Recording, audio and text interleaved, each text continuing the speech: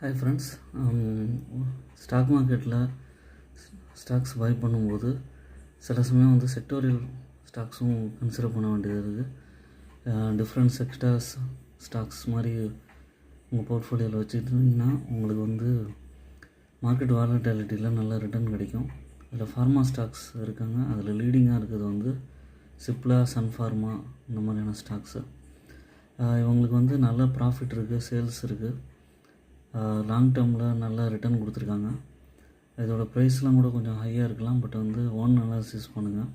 அதுக்கப்புறம் வந்து எப்பப்போலாம் market correction வரும்போது கொஞ்சம் குவான்டிட்டிஸாக வாங்கி லாங் டேர்மில் அக்யூமுலேட் பண்ணி இன்வெஸ்ட்மெண்ட் மெத்தடில் எஸ்ஐபி மெத்தடில் ஆட் பண்ணிகிட்டே வந்தீங்கன்னா உங்களுக்கு வந்து நல்ல ரிட்டர்ன் கிடைக்கும்.